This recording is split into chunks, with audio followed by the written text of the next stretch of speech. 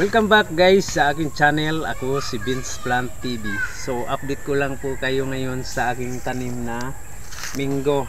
So itong minggo na to, ito po ay grafted.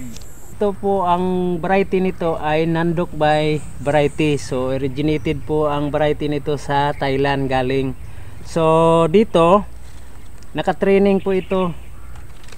Kasi ang purpose nito ay hindi ko pa tataasin ito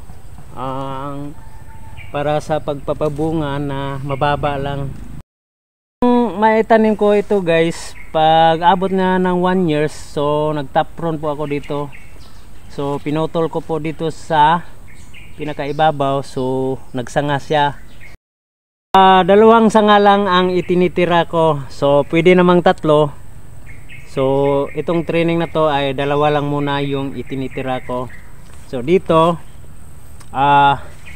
dahan-dahan kong tinitrain ito noong 1 year old pa ito, yung maliliit pa yung sanga. Tapos hanggang ngayon, so dito umabot na siya dito, nagsanga na, nagbranches na siya ulit. So yung pagtitrain ko dito guys, so naglagay ako dito ng maliit na poste o kahit anong stick para dito itali yung lubid na tinatali dito sa sanga. Tapos dahan-dahan na hihilahin hanggang sa magbent yung sanga. Kasi dito guys, so napuwersa ko pong binibent, so posibleng mabali siya. So dahan-dahan lang, no? Dahan-dahan hilahin pababa, tapos itali sa kanyang poste sa ilalim na nilagay kong poste. So ang purpose dito, madali lang siyang i-maintain, madali lang siyang bumbahan ng mga kahit anong foliar fertilizer. Less yung labor guys sa ganitong technology. So kung titingnan nyo guys, so naka-training talaga yung mga ibang branches niya. So tinitrain. Ito, may mga lobby dito, no?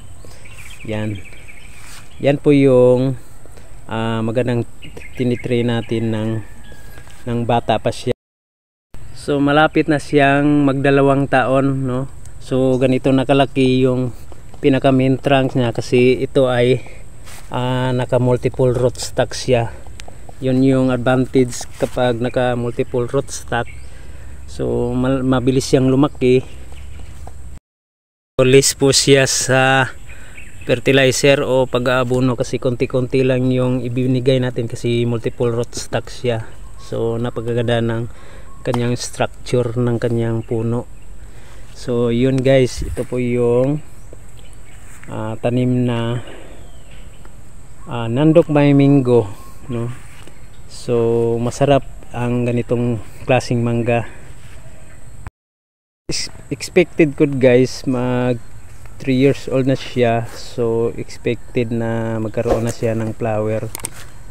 Yan kasi ang bilis niyang lumaki.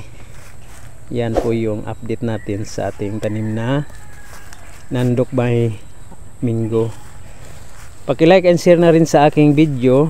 Kung hindi ka pa nakapag-subscribe, mag-subscribe ka na. Isama mo na rin pindutin yung bell button para updated ka sa mga bago kong upload.